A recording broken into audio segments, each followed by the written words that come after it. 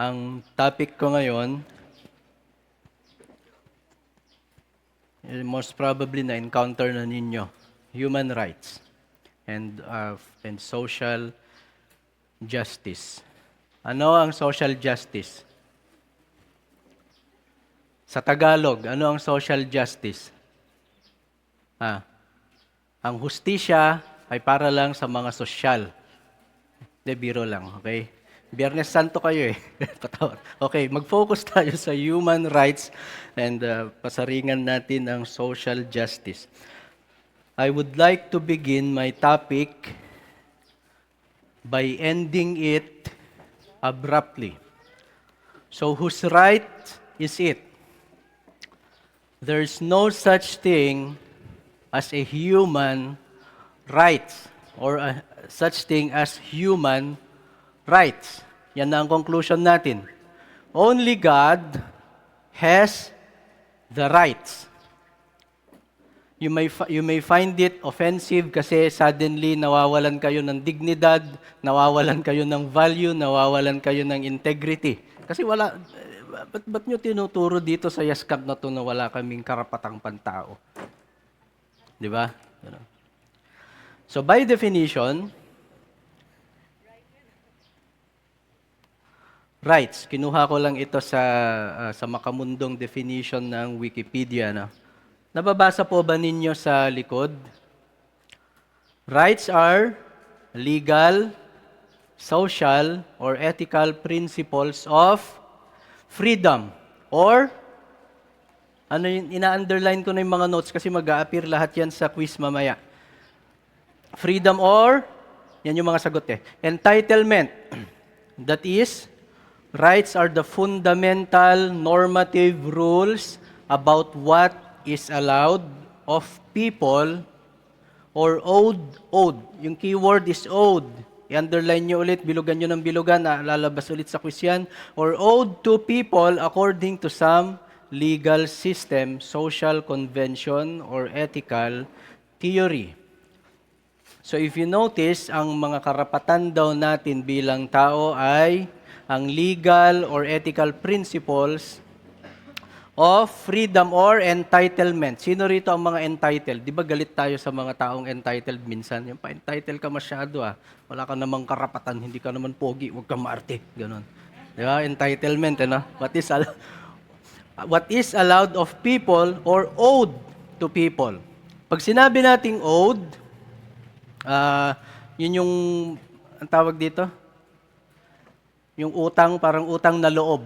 Yung nararapat mong gawin para sa akin. Parang you owe me, pag sinabi nating you owe me 100 pesos, dapat mong ibigay sa akin ng 100 pesos. Ganon ang human rights. We as human beings, society or yung ibang tao, they owe us. Parang ganon. Tratuhin mo ako according sa whatever yung laws or whatever yung natural laws sa society. Natural rights are rights which are, of course, natural in the sense of not artificial, not man-made, as in rights deriving from human nature or from the edicts of a God. Take note, hindi po ako nag-define nito, kinuha ko lang ito sa mga websites kung paano nila i-define ng human rights. They are universal, ibig sabihin applicable sa lahat ng tao. They apply to all people and do not derive from the laws of any specific society. Ibig sabihin nun, they exist necessarily in every individual and cannot be taken away. Ibig sabihin, innate na sa atin na meron tayong human rights according sa definition ng mundo. Ibig sabihin, kapag tao ka na, may karapatan ka na. Kaya pag sinabi nila sa'yo na hindi ka mukhang tao, wala kang karapatan. Ganon ang ibig nilang sabihin. So ganon ang point ng scientific community or anong tawag doon? Yung social community regarding sa rights. Kapag pinanganak ka sa mundo na ito or tao ka, may rights ka na. 'Di ba? Ang pinaka-common natin is yung right to life, the right to life. May karapatan tayong mabuhay. Tanong, paano yung mga baby na nasa tiyan? Karapatan ba nilang mabuhay? O yung nanay, according sa laws ng society, karapatan niyang gawin sa katawan niya ang gusto niya. Sino sa kanila ang tama? Sino sa kanila ang tama? No. 'Di ba karapatan din mabuhay nung baby, karapatan mabuhay. Sabi nila ganun daw. Okay? And of course, ang mga rights is since it's natural na sinasabi nila, may mga certain disadvantage yung mga particular na tao. For example, kapag mas mayaman ka, mas may karapatan ka. Nag-a-adjust yan. Tulad dito sa legal rights, in contrast, are based on society's customs, laws, statutes, or actions by legislatures. Ibig sabihin, depende sa estado mo sa buhay kung ano ang karapatan mo. For example, tao tayong dalawa, parehas tayong may karapatan. Pero dahil mas pogi ako sa'yo, mas may karapatan ako. Ganon yan eh. Di ba? Statutes. Or mas maganda ang cellphone ko, mas may karapatan ako. Di ba?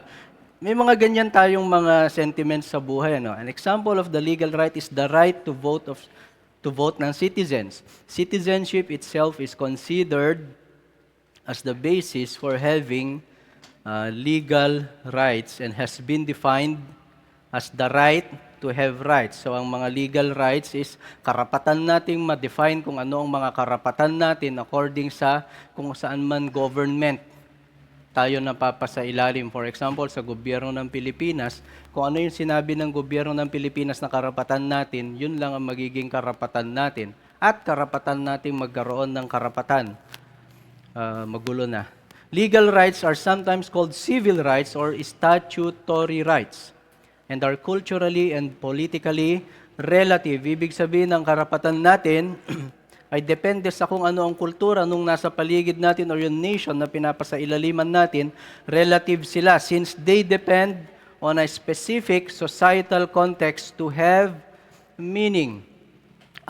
Diyan naglalaban-laban ng mga religious o yung mga tribes, kung anong mga karapatan nila, depende sa belief nila, nag-a-adjust yung mga rights nila ngayon, yung mga karapatan nila, kung paano sila tratuhin. For example, sabi ng mga cannibals, rights namin na kumain ng tao kasi yun ang culture namin. Sasabihin ngayon ng gobyerno, okay, sige. Basta yung mga kinakain nyo, double dead lang o ganon. Pero karapatan namin yun. Ganon ang ibig sabihin ng legal rights. Yung society o yung government ang magdidikta kung ano lang ang karapatan mo. Limited lang siya. Pero by nature, according dun sa definition ng society or ng mundo, by nature, lahat tayo may natural na karapatan na mabuhay, karapatan natin na matuto, karapatan daw natin na kumain, yung mga ganon. So yung natural right is until now, it is not yet figured out kung saan nanggaling yung natural right na yan. Kaya nga, it's good na diniscuss yung evolution yesterday because it's a big question. Paano naisipan ng mga unggoy na may karapatan bigla sila? Di ba? Saan lumabas yung karapatan na yan? By nature, yung tao lang ang may karapatan. Paano yung kung galing tayo sa unggoy, di nagsipatayan na tayong lahat? Kasi bago pa tayo maging tao at magkaroon ng karapatan, mga unggoy muna tayo na walang karapatan. Di ba? So, gaya ng patuloy na sinasabi ni Pastor Jess dun sa introduction niya, confusion, when we found principles upon a confused principle, the result is always a confused principle. Confusion lang ang kalalabasan niyan. So, we have to understand saan galing yung rights na yan. So, tanggap nyo na ba na wala kayong rights? Tanggap nyo na? Hindi pa rin? I'm not here to debate or argue. I'll just tell you kung ano ang sinasabi ng Biblia dyan. The word right originated from the word rit, which means straight, not bent, nor crooked. Other meanings, just, just, correct, or appropriate. Ang related biblical meaning niya means the righteousness, the foundation for one's action. The word right originated from the word rit, kaya nga yung word na straight. Totoo, hindi tayo namimilo sa poke, straight, rit, diretso. Ibig sabihin, it does not go left or right, meaning wala siyang confusion. Stable, straight siya. Not bent, nor crooked. Ibig sabihin ng crooked, yung madaling masira. Di ba kapag nagbuhos ka ng semento tapos crooked siya, magka-crumble down. Not crooked. Yun ang ibig sabihin ng rights. And sa biblical meaning, the righteousness. Kung ano yung tuwid, according sa kung kanino mang view, kanya-kanya tayo ng bawat tao meron daw rights. So bawat tao merong righteousness. So kung ano ang tama kay Justin, pero mali kay kay CJ, paano yan? Paano sila magtutugma, di ba? Yun nga right. Ano yung human rights natin, di ba? Ano yung righteousness natin? Yun ang pinaka-point ng human rights. Ang problem, ilan na ang populations natin sa mundo? 8 billion? So 8 billion righteousness. No, different righteousness. Nag-ano yung mic? Nag-off? Lobat na yata. 2 bars na lang ako. Okay? So origin ng human rights. Mag-focus tayo sa human rights. Dahil I only have 45 minutes. 1 hour. And very complex na subject ito. Kasi it hits yung dignity ng tao. Talagang sasagasaan niya. The origin of human rights, okay? In Genesis 1:26, then God said, "Let us make man in our image after our likeness, and let them have dominion over the fish of the sea, and over the birds of the heavens, and over the livestock, over all the earth, and over every creeping thing that creeps on the earth." So God created man in His own image. In the image of God, He created him, male and female. He created them. Now, sino rito yung mga uma-attend ng mga Sunday schools nung bata sila? Tinuturo sa atin nung mga teachers natin na when we were created in God's image, ano ang idea natin doon bilang ngayong lumaki na tayo? We were created in God's image after His likeness. Ang idea natin is, meron tayong mata, nakakakita tayo. Sabi nga ni Eli Soriano, kung image daw tayo ng Panginoon, so may puwit pala ang Panginoon at umuupo rin siya, di ba? Kaya nga daw siya umuupo sa trono kasi may puwit daw siya Ganon.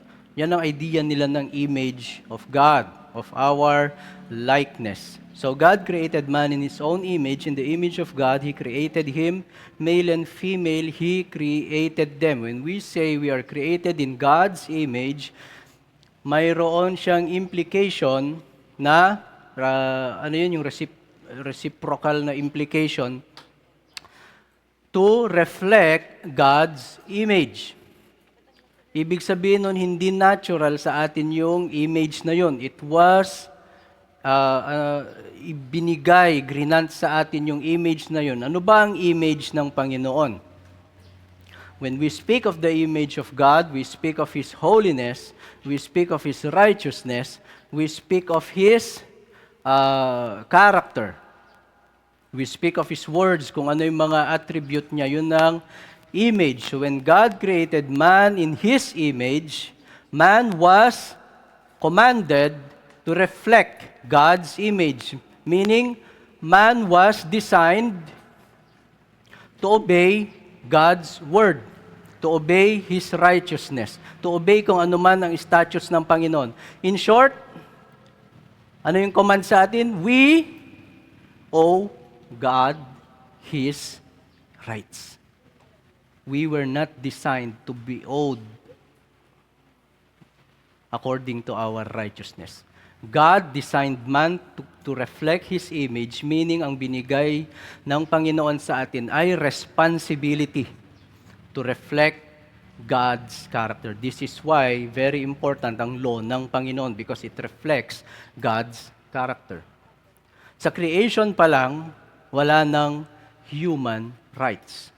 We are called in responsibility to reflect ang rights ng Panginoon. Man in our image. May implication. Yun ang reality ng implication na yun. Ang Panginoon ang may rights. Ibig sabihin, we owe Him. We owe our obedience to Him. Then, in Genesis 2:7, then the Lord God formed the man of dust on the ground and breathed into his nostrils the breath of life. And the man became a living creature.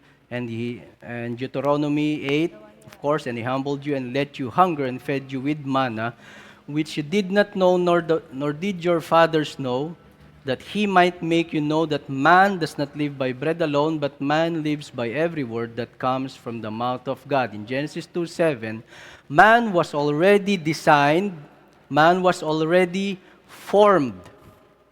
Ibig sabihin, ang man, first na dinesign siya ng Panginoon out of dust, he is just a biological machine. But God, what? Breathed into his nostrils the breath of life. Ibig sabihin, nandyan na ang tao, nakatayo na sa harapan niya. Not sentient, parang animals din. Ganon. So, hindi totoo ang evolution. Why? Because man was breathed the life of God. A personal connection ng Panginoon sa atin, the life, the breath of God. And in Deuteronomy 8:3, sinabi nila, ano yung breath ng Panginoon? But man lives by every word that comes from the mouth of the Lord, meaning, ano yung mga lumalabas sa bunganga ng Panginoon natin? The law of God. He breathed us His commandments, His statutes, whatever we owe Him, He breathed unto us. So we will be, a living, living being. Ibig sabihin nun, kapag hindi natin ino-obey ang Panginoon, we are dying being. Dahil hindi tayo mabubuhay kung wala yung breath ng Panginoon sa atin, which is ang law ng Panginoon. This is why, kapag yung mga kriminal, yung mga kamote, di ba, tinatawag natin silang, yung hayop ka, gumagano sila. Yes, because ang mga lawless na tao, talaga namang mechanical beings lang sila. They act on instincts. Di ba ang mga hayop, ang aso, kapag ginanon mo yung pagkain, mag-aagawan yan eh. Ganon na rin sa tao kapag walang breath of life ang Panginoon. Okay? And of course, sa Genesis 1:27, ulitin natin, so God created man in His own image. In the image of God, He created him. Male and female, He created them. This implies na ang law ng Panginoon or yung righteousness ng Panginoon na dinedemand niya sa atin is not only a personal communication or personal na contact natin sa Diyos. It's also a societal relationship, meaning male and female. Yun ang ibig sabihin ng male and female. Ibig sabihin, yung breath of life ng Panginoon, yung law of God is not just man to God. It's also man to his neighbor. Kaya nga, male and female, He created them in His own image. Ibig sabihin, sa society, we are to reflect to each other kung ano ang rights ng Panginoon. Hindi kung ano ang human rights natin. Hindi yung human rights natin kung paano tatratuhin ng bawat isa. Ibig sabihin, we are called to be responsible to one another according sa righteousness ng Panginoon. So yung unborn na baby, rights ba ng nanay na, ano ang sabi ng Panginoon? How do you treat yung unborn na child? Thou shall not kill, sabi ng Panginoon. Yung baby, may right siya sa life. Why? Because the child was born in the image of God. This is why sinabi ng Panginoon sa mga Sa sino rito ang may mga joylets, boylets dyan, mga jowa? That's why God commanded us not to commit fornication. Why? And to maintain yung purity ng marriage. Why? Because a man was created in the image of God. We have a responsibility in the holiness of God.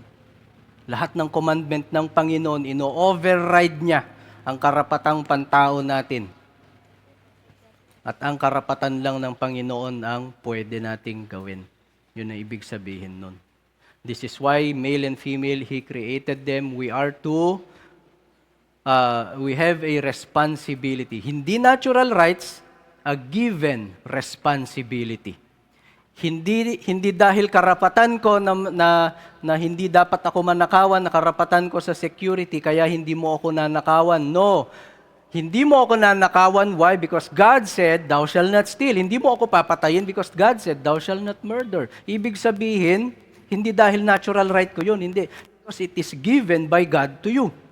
At hindi rin kita papatayin. Bakit? Because God said, thou shall not kill. Naintindihan po ba natin yung principle? Kasi sa atin, bilang tao, may dignidad talaga tayo. Gusto natin may mga human rights tayo, but no, that's not how human rights work.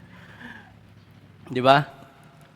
How society works is according lang sa Panginoon. Okay? And of course, ang precept ng Panginoon on how He runs yung society, how He runs yung yung relationship natin sa bawat isa is in Deuteronomy 6:4. He said, "Hear, O Israel, the Lord our God, the Lord is one. You shall love the Lord your God with all your heart and with all your soul and with all your might. And the Lord God commanded the man, you may surely eat of every tree of the garden," in Genesis 2:16 yan. "But of the tree of knowledge of good and evil, you shall not eat, for in the day that you eat of it, you shall surely die." Deuteronomy 6:4, "Hear, O Israel, the Lord our God, the Lord is one." See, ang point ng Panginoon dito is yung oneness, a figure of kung saan nanggagaling ang ating rights. The Lord is one. Kaya nagkakaroon ng confusion sa society kasi 8 billion people, 8 billion rights because we are not one. We are many.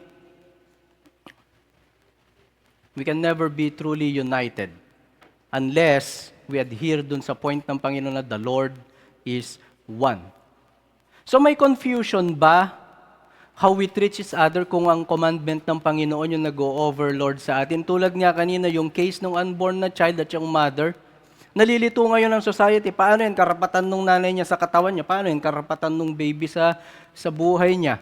May confusion. But the commandment of God being the Lord is one, He establishes a stable and right society. Right, straight, meaning when you say you shall not murder, tapos ang usapan. Di ba? Pag ninakaw mo, halimbawa, piso lang naman ninakaw ko, o sabi ng gobyerno, okay, piso lang naman ninakaw niya, pagbigyan mo na, paano yan, yung piso na yun ang kabuhayan ko, sabihin ng biktima. So, ang gulo, di ba? But God said, thou shall not steal. Tapos.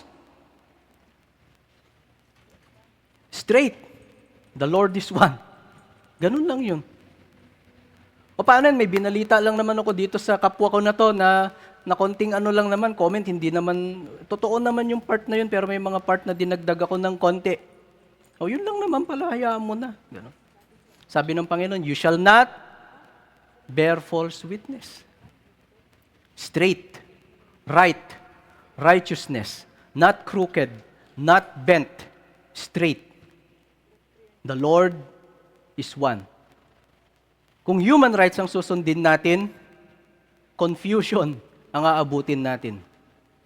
If it's God's rights, if it's God's righteousness, stability in society. Kaya nga yung introduction ni Pastor, confusion, confused ang mundo.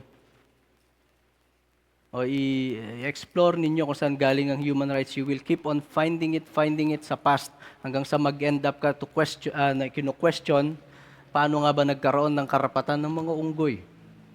How did we come to this point na meron tayong sense of dignity and sense of right if we do not look dun sa ibig sabihin ng principle ng rights, ng karapatan? Kaya nga karapatan, hindi natin karapatan na itrato tayo ng neighbor natin. No. Ang ibig sabihin ng karapatan, karapat dapat mong itrato ang neighbor mo. Hindi yung ako ang recipient lang. No, ikaw ang donor ba ang tawag doon? Ang giver. Yun ang ibig sabihin ng karapatan. Ang karapatan natin is karapat dapat nating tratuhin ang neighbor natin according sa law ng Panginoon. This is why the Lord is our God and the Lord is one. And yung karapatan natin, the way we treat ang neighbors natin is founded sa law ng Panginoon na you shall love the Lord your God with all your heart and with all your soul and with all your might.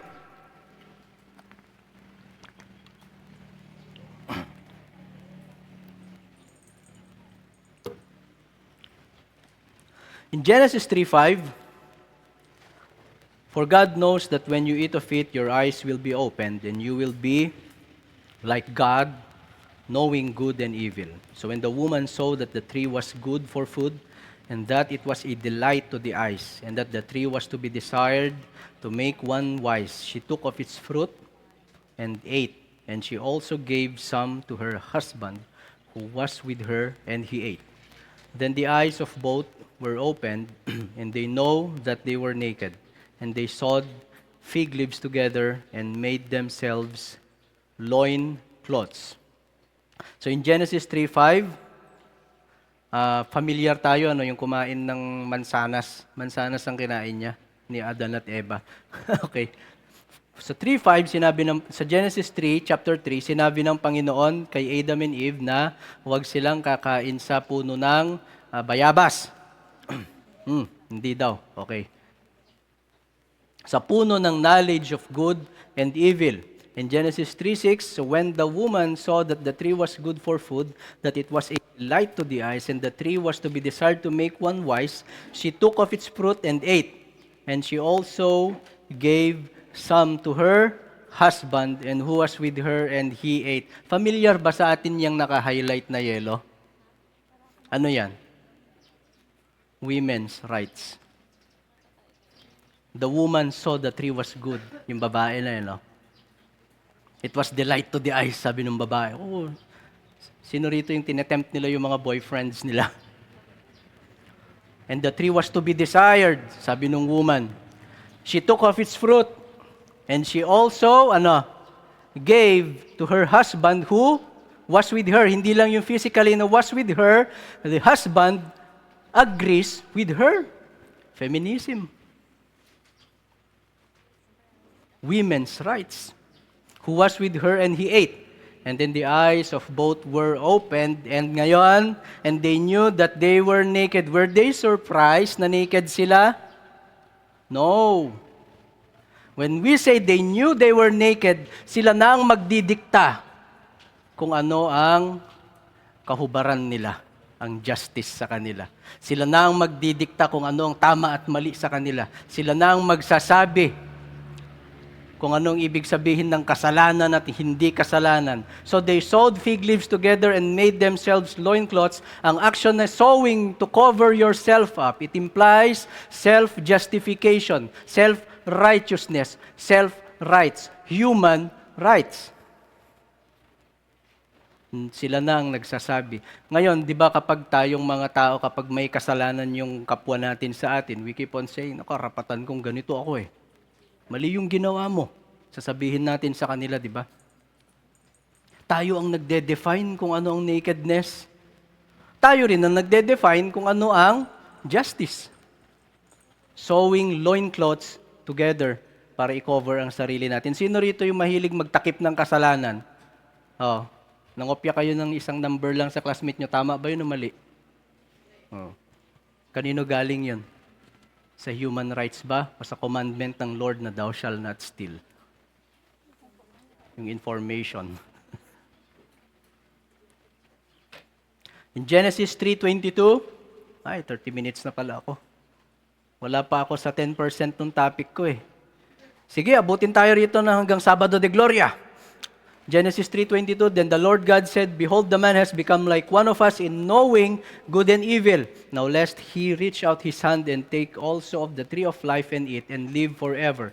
Therefore the Lord God sent him out from the garden of Eden to work the ground from which he was taken. He drove out the man, and at the east of the garden of Eden he placed a cherubim and a flaming sword that turned every way to guard the way, naharangan ba?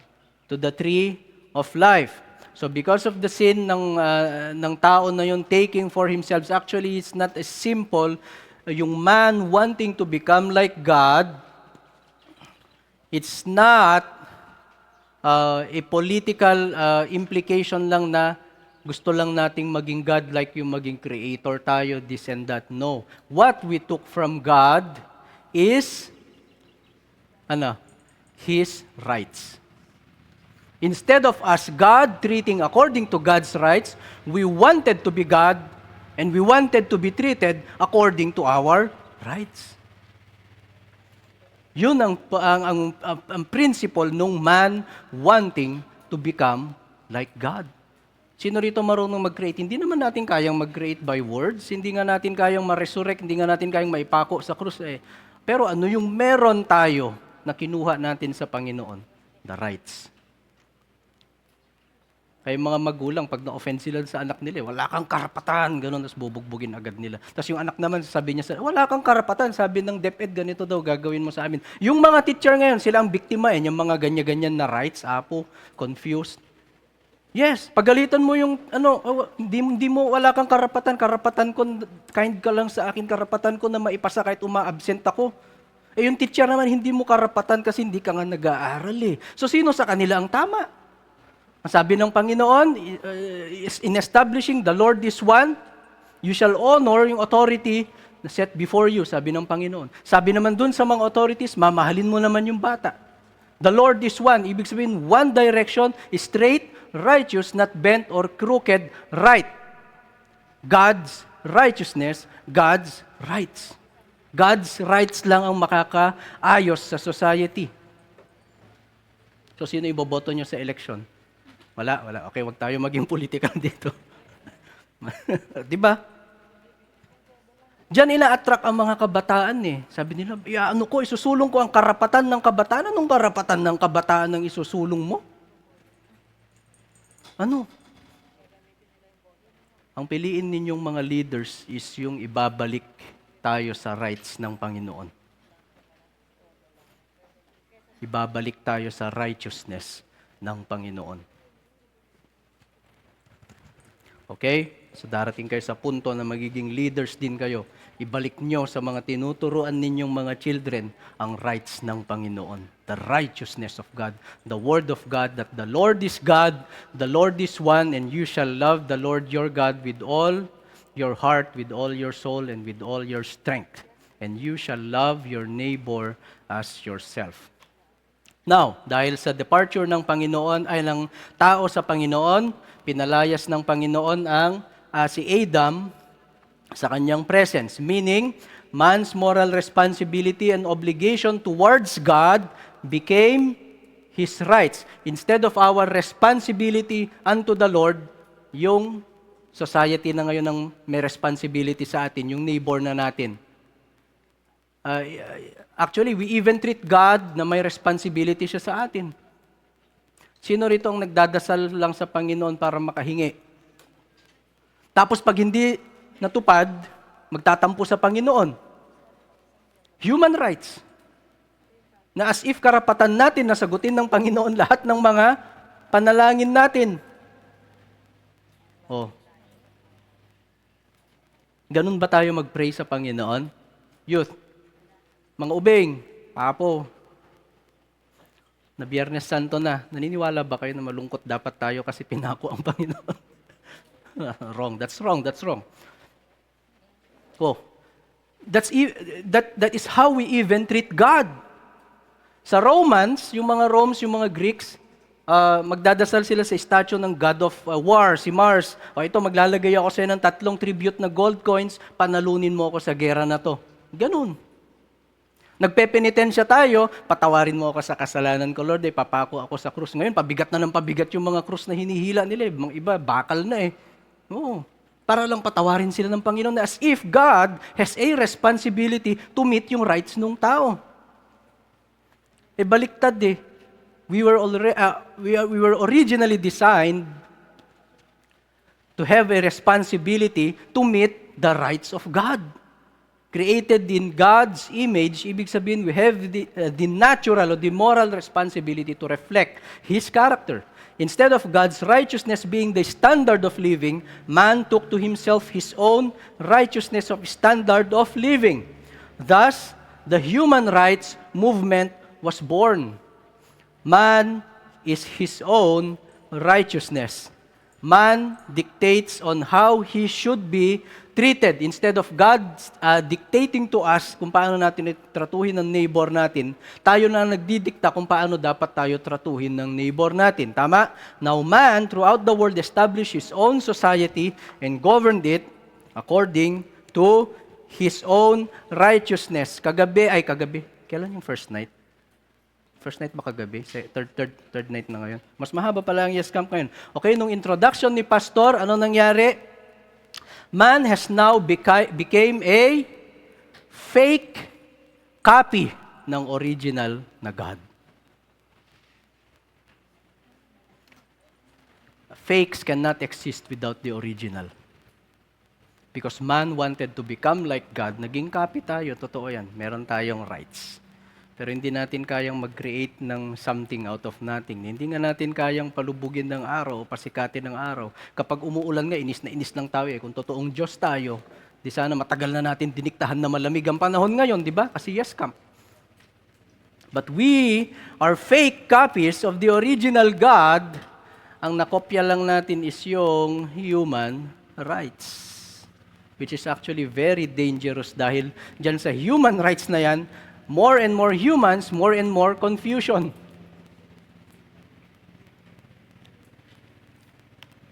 The human rights, according to God, a moral responsibility, duty, and accountability towards God and towards His neighbor, the society, all governed by God's law. Ano yung greatest commandment?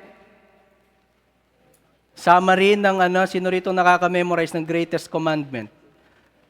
Hoy, si Jemelton. Biskids yan eh. Siyempre, madaya ka. Alam mo yan eh. Tinuro na nila, Jane, sa'yo yan nung bata ka eh. By God's law, ano yung greatest commandment? Hear, O Israel, the Lord is God. The Lord is one. Ibig sabihin, walang ibang magbibigay sa iyo ng rights, kundi yung one Lord lang. At mamahalin mo yun. You love the Lord your God with all your heart. Mamahalin mo yung oneness ng Panginoon na yun. Ibig sabihin, no matter kung ano man ang status natin sa society, kung nasaan man tayo sa gobyerno, sa paaralan o sa bahay, iisa lang ang source natin kung paano natin tratuhin ng neighbor natin. Sandali, if you notice one thing, yung righteousness ng Panginoon, yung God's rights, the human rights was removed. It's always you treating the Lord and you treating your neighbor. Now, yung image ni Christ sa ginawa niya sa cross, no? Christ exercised God's rights and responsibility. He removed His human rights. He never exercised yung human rights ang Panginoong Yesus. He died for us. Karapatan niyang mabuhay. Di ba?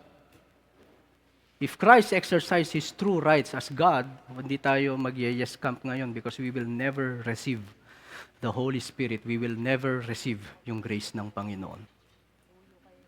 But Christ doing so, yung ginawa niyang sacrifice na yun. Diba?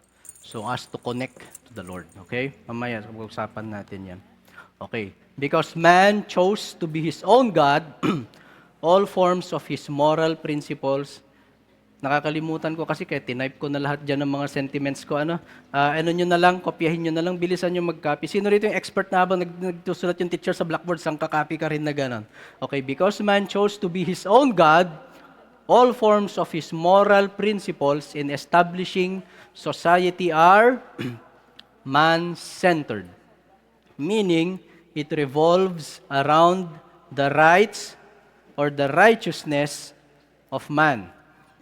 Instead of God ruling over man and his society, man created a social system to rule over himself. Yan yung tinatawag nating government or the state. Now, the state rules over man by means of social justice. How to treat each individual equally and just according sa man's righteousness. The worship of the state is apparent in all forms of society as the government is seen as the savior of man from his problems. Now, let us go sa hustisya para sa mga pasosyal. Social justice. A concept to describe the movement ng isang society towards a socially just world. It is based on the concepts of human rights and the equality and involves a greater degree of economic definition to ng Wikipedia, economic egalitarianism through progressive taxation, income redistribution, and property distribution. When we encounter yung social justice, anong unang nasa isip natin? Social justice. Social, society. Hustisya sa society. Yun ang unang nasa isip natin, di ba? Sino rito ang members ng LGBTQ? Taas ang kamay. Walang gustong magtaas. Okay, sa LGBTQ, sa feminist, meron silang mga dinedefine, meron silang sariling justice sa society nila. Kumbaga, ang social justice is yung clumping together ng mga groups ng people demanding their own social rights. Dahil members kami ng LGBTQ, karapatan naming matrato ng ganito. O dahil member kami ng feminist group, karapatan din naming matrato ng ganito. Okay, yung social clumping nila. But more and more confusion ang mag-a-arise doon. Bakit? Dahil sa clumping ng LGBTQ na yun, may isa doon na magdedemand ng human rights na lapa, dahil yung isa mas maganda yung makeup niya dito sa kabilang LGBTQ, mas may karapatan siya sa kanila, ma-receive yung ayuda ng mga LGBTQ. Di ang gulo, di ba? Ganon ang mangyayari talaga. Yun ang social justice. But, ang isa sa mga origins ng social justice or yung pinaka-foundation niya is the economic egalitarianism. Sino po rito ang naka-encounter na ng word na egalitarianism?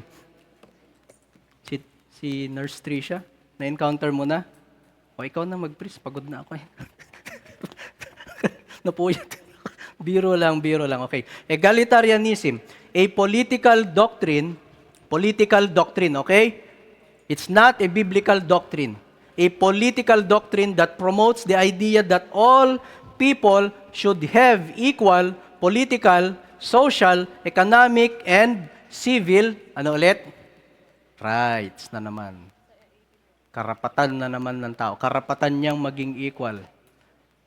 The foundation and driving force of socialism and communism, na-encounter na ninyo yan, that seeks to remove the economic inequalities by means of redistribution of wealth. In short, the government takes from the rich to give to the poor. Okay, a political doctrine that promotes the idea that all people should have equal rights. For some reason, wala pa akong narinig na karapatan nating lahat na maging equally pogi, Di ba? Simulan ko na. Para equal tayong lahat, di ba? Yan ang egalitarianism, Di ba? Equal political, social, economic, and civil rights. Ngayon, ang main principle ng egalitarianism is this. Dahil nga may mga taong mahihirap at may mga taong mayayaman, ang gagawin ngayon ng gobyerno, karapatan ng tao na maging comfortable sa life niya, karapatan ng tao na maging equal, ang economic status niya. So, anong gagawin ng tao ngayon? Ay, ng gobyerno ngayon, ng state. Mas mataas na tax, progressive taxation. No? Kapag mas marami kang properties, itatax ka nila ng maraming-marami. Saan nila dadalhin yung mga taxes na yan? Sa mga ayuda. I'm not saying na masama ang ayuda. But yung source ng principle ng mga ganyan is egalitarianism, which is yung human rights movement ng social justice. And lately, nabalitaan nyo na yung mga members ng 4Ps, magkakaroon sila ng mga Android phones, bawat families. Gusto nyo. Paano yan kung di ka 4Ps? Diba? Paano yan kung di ka nakapagpalista? See how they move, itatax nila ng itatax yung middle class. Tapos, yung mga naipon na tax, ibibigay sa mahihirap. But does it work? Does social justice work? No. Dahil merong inequalities at merong inequalities sa society. Bakit? The reality, sinabi ng Panginoon, kung nagbabasa kayo sa Proverbs, the rich and the poor, they dwell together, sabi ng Panginoon. Ibig sabihin, meron talagang rich, meron talagang poor. And the Lord has made them alike. Walang sinabi ang Panginoon na ang rich is mayroong mas may karapatan kaysa sa poor. Ang sinabi niya, the rich and the poor, they dwell together, and the Lord God made them alike. So mamaya makikita natin yung implication na yon. Okay? The egalitarian government taking wealth from the rich to give to the poor, hindi ko siya na-underline, implies a premise that the rich have become wealthy by exploiting the poor. Thus, the government executes its social justice by redistributing wealth among the economically poor people by taking from the rich through taxation and other means. Ang patuloy na ini-indoctrinate ng government sa society ngayon na kailangan nating i-tax yung mga mayayaman na yan, they imply na ang mga mayayaman ay masasamang tao na pinahihirapan ang mahihirap kaya sila yung mayaman. Do you believe that same na sentiments? Naniniwala ba kayo dyan sa political doctrine na yan? Not necessarily. Dahil yung mga corrupt lang na politiko, ang yumayaman by exploiting the poor, but the rich, sabi ng Panginoon, ginawa niya rin naman sila. But the rich, nakuha nila yan sa tiyaga. They were blessed by God because of hard work. Pinalalabas ngayon ng egalitarian government na yumaman yung mga mayayaman na inaabuso nilang mahihirap. Sino rin na nanonood ng Pangako sa'yo? Si Amor Powers. Ang pangalan ni Jean Garcia ron, yun. Pinapahirapan yung mga mahihirap doon sa dump site, ini-enslave niya sila para yumaman siya ng yumaman. See how they indoctrinate us na masasama ang mayayaman? Kaya sila yumaman dahil pinahihirapan nilang poor. Yan ang ginawa ng egalitarian. Ngayon, sasabihin ng egalitarian government ng gobyerno natin, we want social justice, i-distribute natin yung yaman nung mayayaman, dadalhin natin sa mahihirap. Yung mahihirap ngayon, wala na silang responsibility. Why? Because karapatan nilang tratuhin sila na yumaman sila. Kaya ngayon nature being sa isang part ng society na kung saan nagpapatrabaho ako, minsan may mga trabahante na sasabihin nila, no, karapatan ko na mataas ang sahod ko kahit tatamad-tamad naman. Bakit? Because they believe na yung mayayaman, masasamang tao yung mga yan, pinapahirapan nila kaming mahihirap. No, it's not. Kaya huwag kayong naniniwala agad dun sa mga movies na totoo yung slavery, totoo na na-enslave yung mga blacks nun. Totoo yun. But, hindi ganun that's not sino nagsabi kagabi nung true na truth. Hindi yun yung real truth na katulad ng tinuturo sa atin ng television. If you notice one thing, yung mga some rich people, yung mga negosyante, they work really hard. And nakarinig pa nga ako minsan sa isang, hindi ko minamaliit ang mga status ng katulong. So, sa isang katulong noon, sa Ginatan, narinig ko rin na sabi nila, yung mga mayayaman na hindi na lang nila ibigay yung yaman nila sa aming mga mahihirap. Nakaganon lang sila sa ayuda Bakit? Inindoctrinate sila na yung social justice, karapatan ninyo na may equal rights kayo sa pera ng mayayaman. Yan ang tinuro ng government sa atin. Hindi natin napapansin, tinuturo yan sa schools. O ngayon, yung mga naging meme tuloy, yung mga members, hindi ko ini-indignify ang members ng 4Ps, pero some members ng mga 4Ps na nakaasa dun sa money ng 4Ps, sila pa yung makikita mong nakareband, sila yung nakikita mong nagsusugal, sila yung nakikita mong nagchichismis, ano nila, irresponsible sila eh. They have the rights, but they are not righteous. Transform tayo ng egalitarian government na ganyan. Ang Christians, be it you are rich or poor, you are called to be responsible sa Panginoon. You are called to be responsible sa society, to take dominion sa land. Ibig sabihin yun, hindi yung kailangan mo pang bumili ng lupa para mag-take dominion. Ibig sabihin ng take dominion sa land is you have a moral responsibility to execute God's righteousness sa neighbor mo, sa bahay mo, so wherever you are. Yun ang ibig sabihin nun.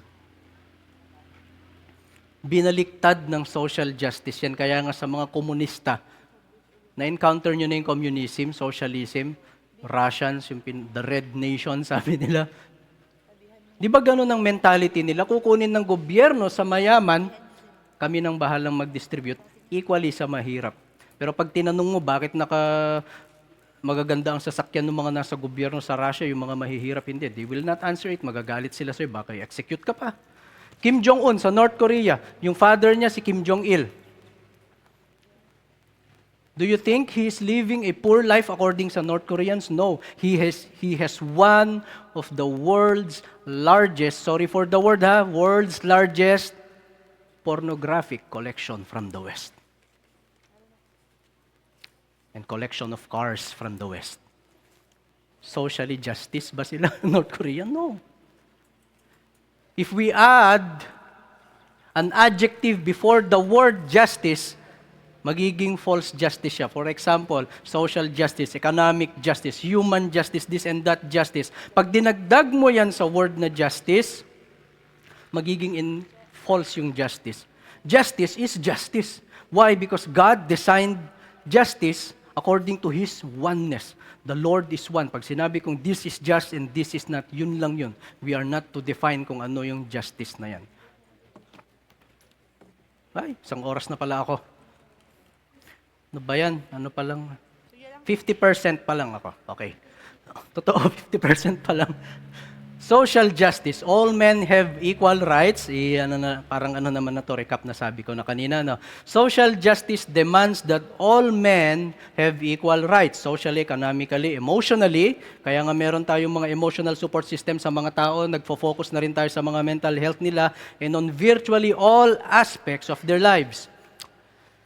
Because all men have equal rights in society, the responsibility and accountability of man's actions are removed. No law is absolute above man because of social justice, dahil may karapatan nga siya. For example, may isang tao na nagnakaw sa grocery store, so nagnakaw siya.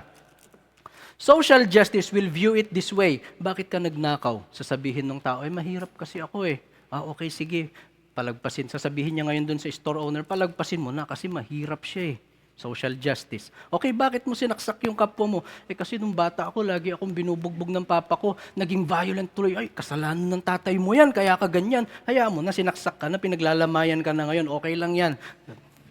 Sabi doon, naka-favor siya doon sa rights no suspect. Hindi na siya under sa law. Tama? Yun ang ginawa ng social justice. Titignan nila why.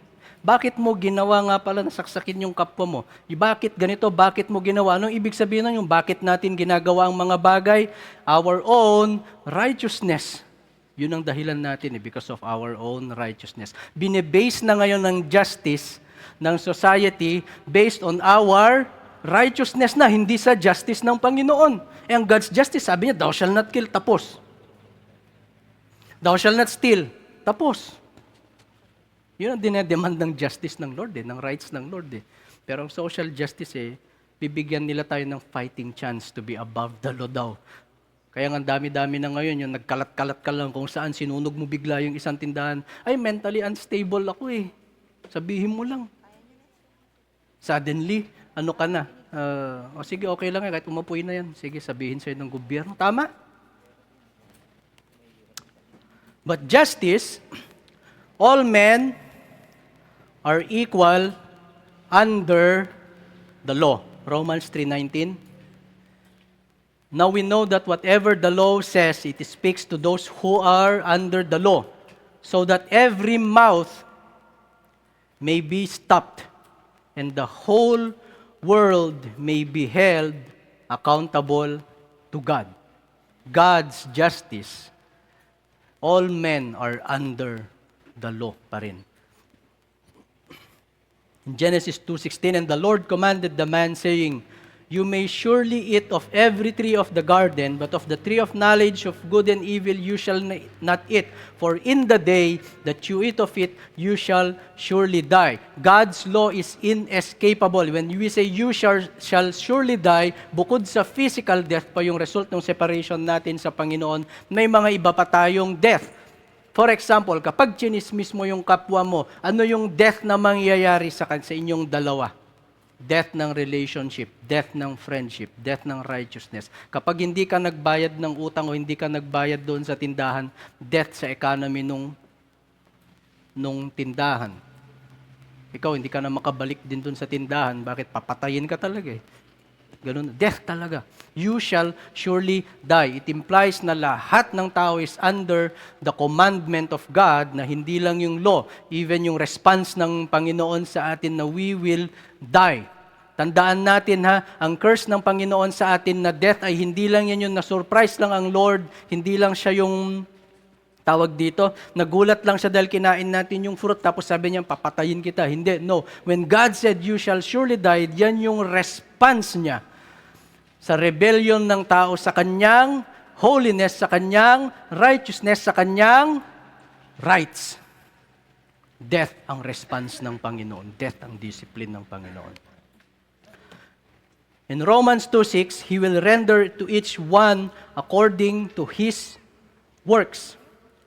To those who by patience in well-doing seek for glory and honor and immortality, He will give eternal life.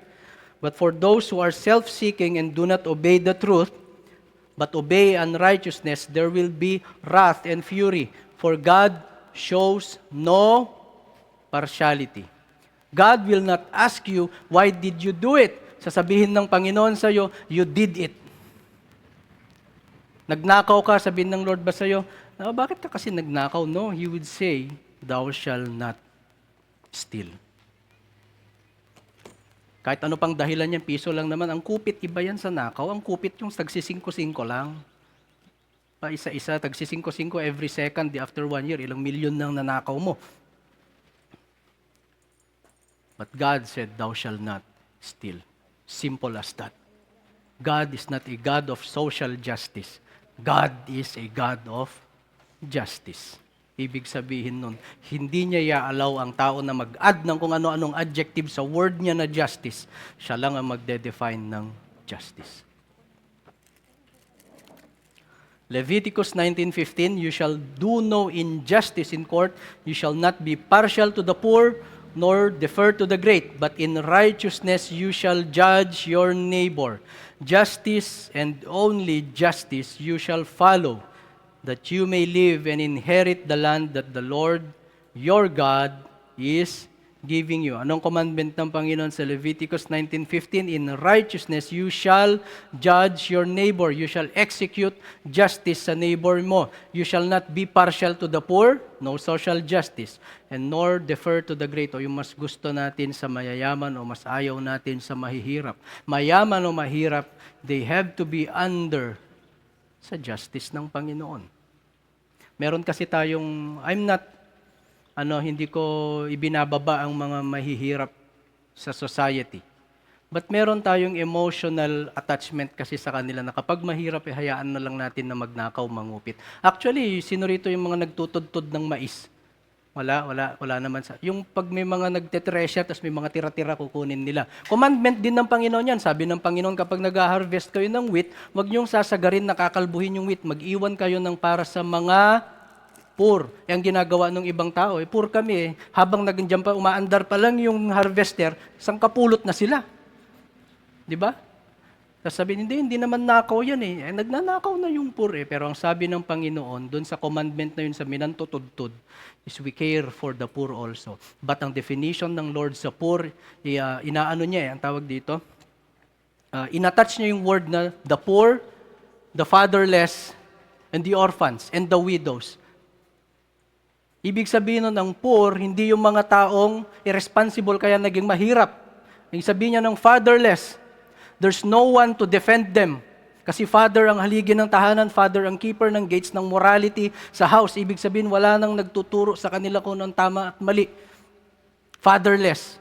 Walang nagde-defend sa kanila kapag inatak sila ng mga kaaway. Fatherless. The widow, ganun din yun. Wala na yung asawa, wala na silang katuwang. The orphans, wala na silang parents na nagsusupport sa kanila. Ibig sabihin, ang definition ng Panginoon sa poor is yung hindi naman siguro yung totally disabled or unable to keep themselves na. Sobrang hirap na ng buhay. Hindi yung mga poor, nakita mo naglalakad dyan, umiinom ng Red Horse, nagtatambay, sabihin, poor sila eh. No, they're not. May pambili sila ng alak eh. They're able. Tama? May pang bisyo eh, may pang load ng Mobile Legends. Tama. Ang poor na sinabi ng Panginoon na i-care natin bilang Christians, yung dinefine niya na poor sa Bible. Kaya nga nung sinabi niya na, anong tawag dito? Wag ninyong i-harvest yung mga nasa edge, di ba?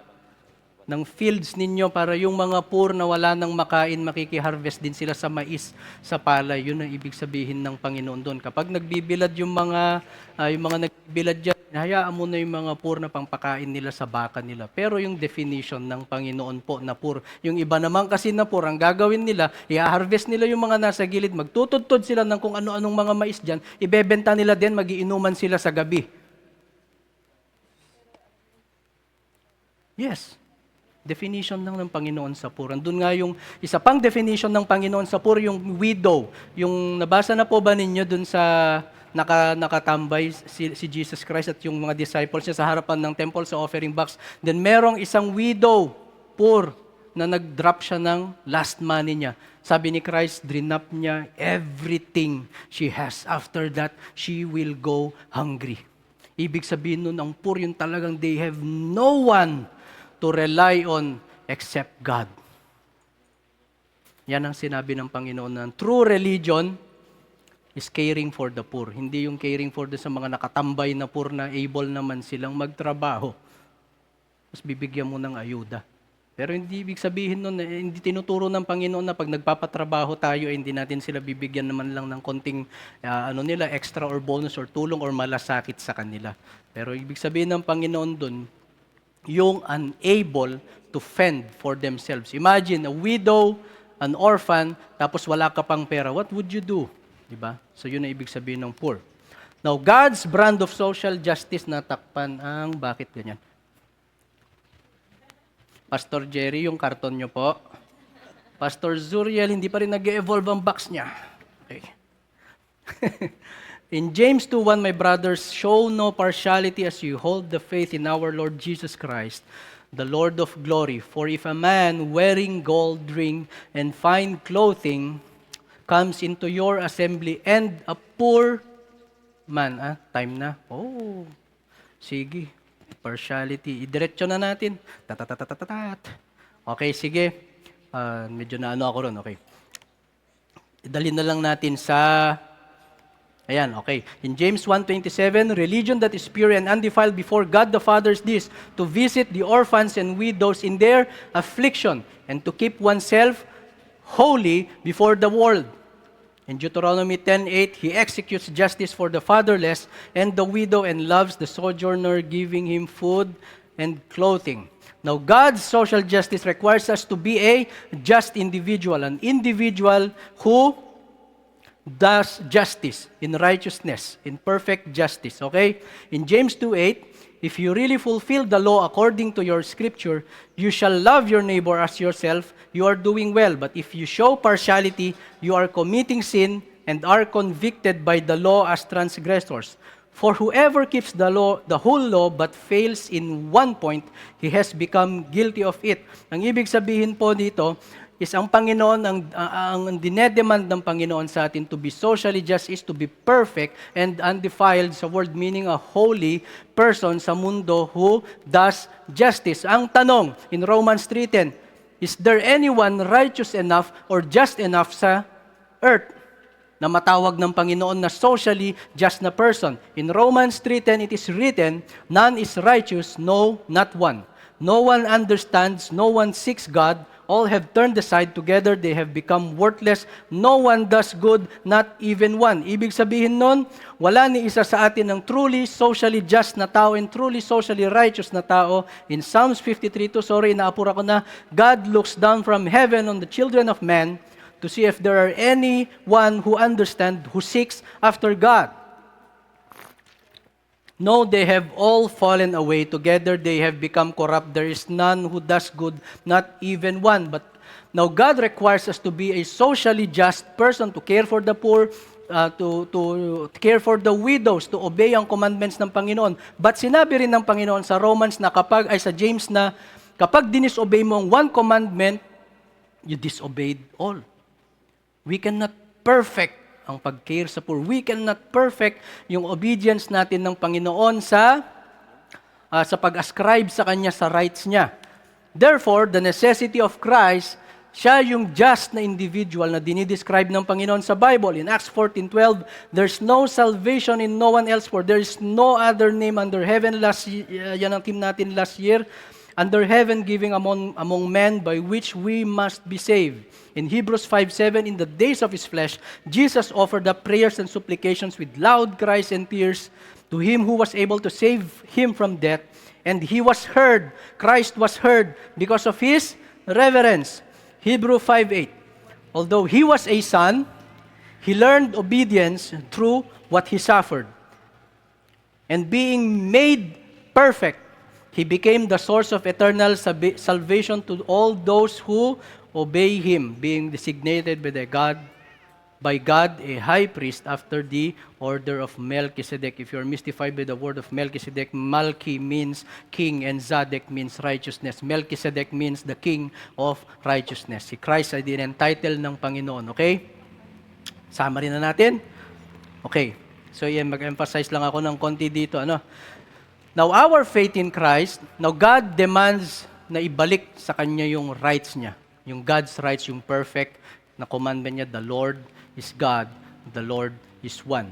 Only Christ has done it. He was made perfect. Dito sa Hebrews 5:7, He was heard by God, what? Because of His reverence. And He learned obedience through what He suffered and being made perfect. Christ perfectly obeyed God. Christ is the only one na ibinalik yung rights ng Panginoon. Totally. Therefore, He became our faith in Him, source of eternal salvation to all who obey Him. Ibig sabihin, through Christ, we can finally give back sa Panginoon yung rights niya and remove our own death to sin, di ba? Sinful yung human rights na yan eh.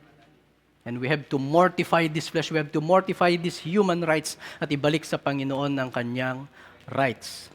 Okay? Kahit ibalik naman natin o hindi, Panginoon, i-judge niya pa rin tayo. So it's up to you na. Okay? In summary, God's rights.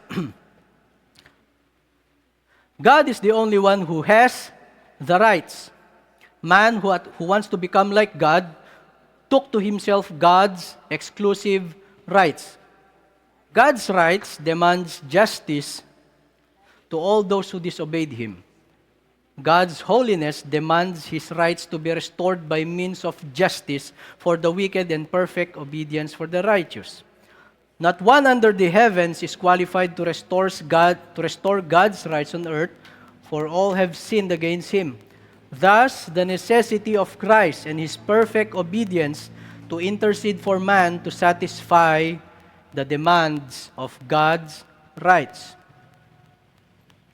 Summary, justice versus social justice. Biblical social justice, may ganun ano, man is commanded to care for the poor, the fatherless, the widows, and the orphans individually.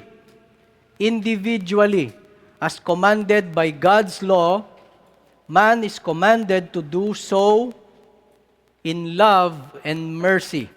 While social justice, man's social justice, the state demands all society, isang buong bayan, to care for the poor by its own government programs founded on taking from the rich to give to the poor. Yan ang summary ng social justice. So last slide, nasobrahan ako ng 25 minutes. Questions? Yan na yung processing. Is the human right inherent to be owed unto his self, or was it given to him a responsibility to express outwardly? Number 2, cite biblical passages. Yan po yung processing questions natin. Cite biblical passages that establishes the reality that God reserves all rights unto him alone. Number 3, in what way Christ satisfied the rights of the Godhead? And number 4, will man ever achieve true justice by means of social justice? Good morning po sa ating lahat. Thank you.